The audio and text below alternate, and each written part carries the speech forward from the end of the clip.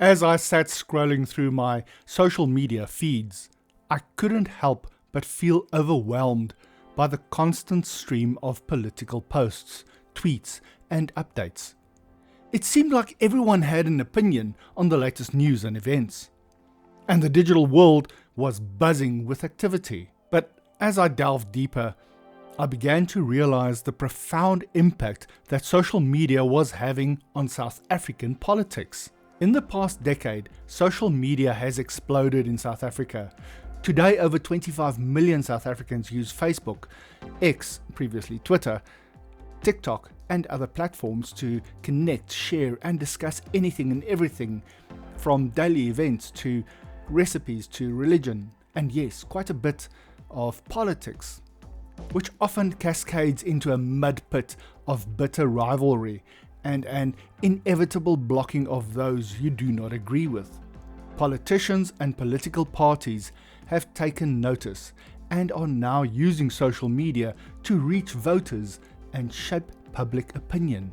But with this increased influence comes a host of challenges and implications for democracy. As someone who's been active on social media for many years, I've seen firsthand the power of online activism and mobilization. I've witnessed how social media campaigns and hashtags can bring attention to important issues and mobilize people to take action.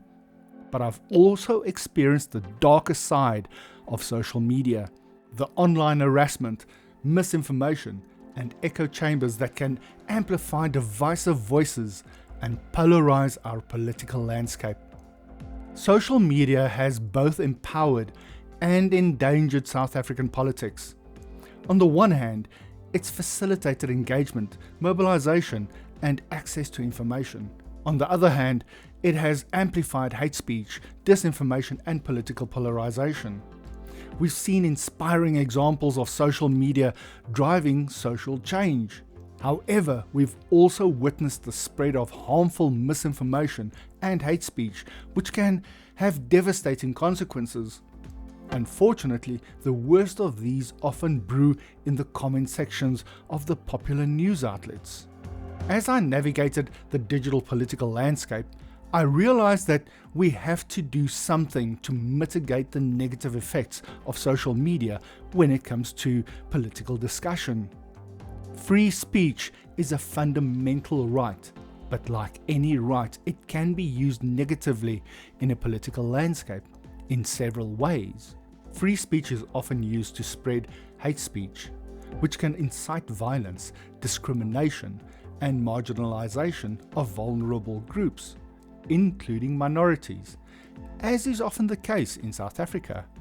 Free speech is often used to spread false information, propaganda, and disinformation, which can manipulate public opinion, undermine democratic processes, and destabilize political landscapes.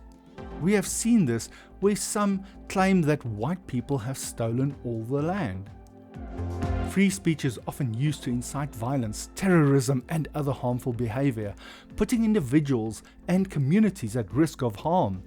We have seen this with old struggle songs that linger into a democratic society, where they are no longer relevant.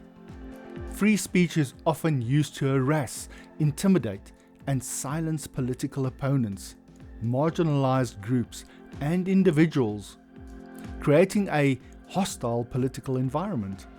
Examples of this can be observed in the parliament when minority leaders take the podium. Free speech is often used to undermine democratic processes such as elections by spreading disinformation, propaganda, and hate speech, which can erode trust in institutions and democratic values. It's important to note that these negative uses of free speech can have serious consequences and may need to be balanced against other values such as equality, dignity, and the protection of human rights. In a political landscape, it's crucial to promote responsible and ethical use of free speech, while also protecting vulnerable groups and democratic processes.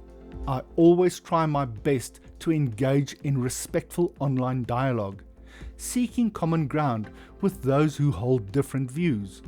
But there are too many who feel they can abuse their right to free speech as a tool to attack those they refuse to find middle ground with. The impact of social media on South African politics is complex and multifaceted.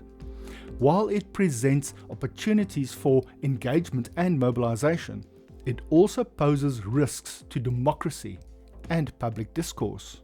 As we try to move forward, it's crucial that we acknowledge these challenges and work towards creating a digital world that promotes respect, inclusivity, and fact-based information, and avoid political discussions based on emotion. What do you think? Share your thoughts on the impact of social media on South African politics in the comments below. Subscribe to my YouTube channel as I have a few more stories planned. Catch you in the next one.